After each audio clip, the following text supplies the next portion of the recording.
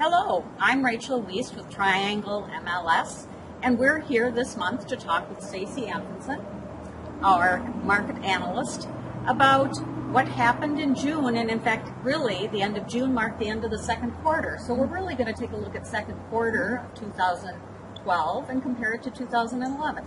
So we're going to talk about two areas, the monthly indicators that we usually cover, and then we're going to go into a couple of other factors that play a role in how the housing industry is doing.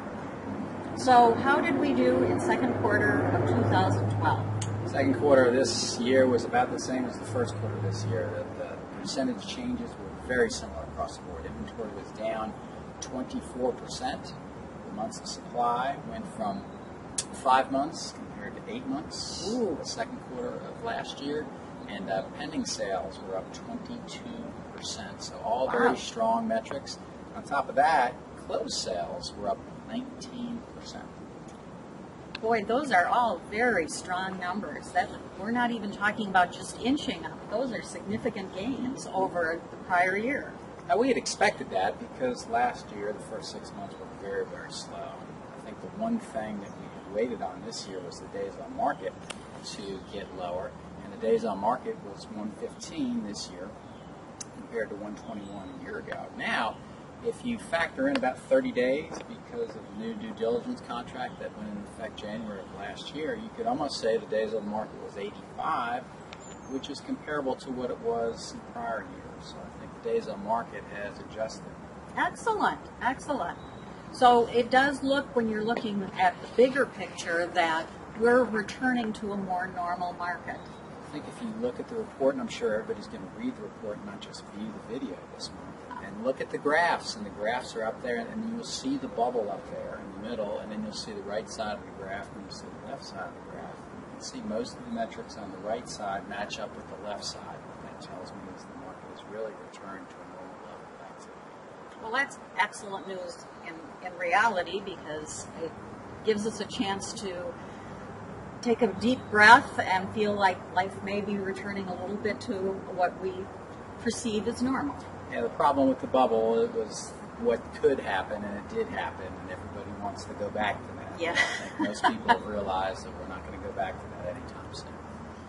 Okay, how about some other factors? You commented on jobs and unemployment. What's happening with the unemployment rate? Well, the main factor in terms of people being able to buy a house is having a job, and feeling comfortable about that job and the wage level associated with that job. And, we've seen the unemployment rate drop from 8.4% to 7.8%. So jobs are being created at a 2% clip compared to where we were a year ago. So is it 5 or 10%, which everybody wants in terms of job creation? No. But the one thing you have to remember is that when jobs are being created, we're not in a recession. So while a lot of people think that we're in a recession because we're comparing ourselves to the boom year, we're not. Jobs are being created.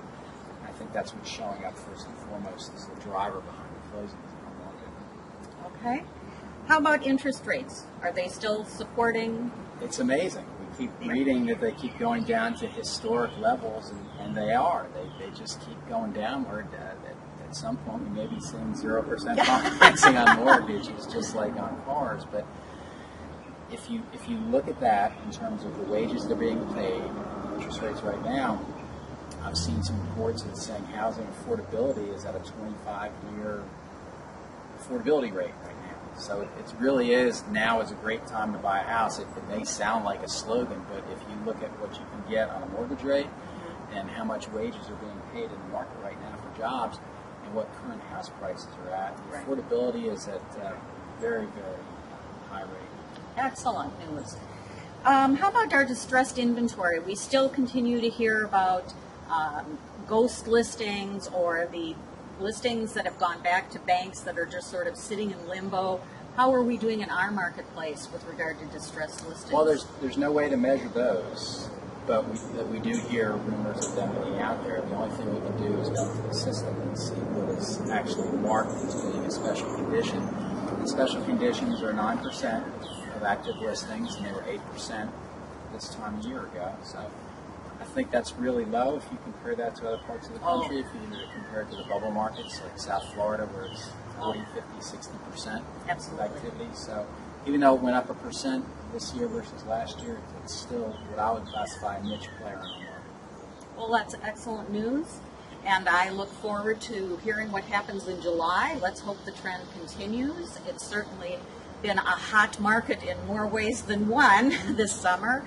So please join us again next month when we'll talk about what happens in July, and we'll see you then. Thank you.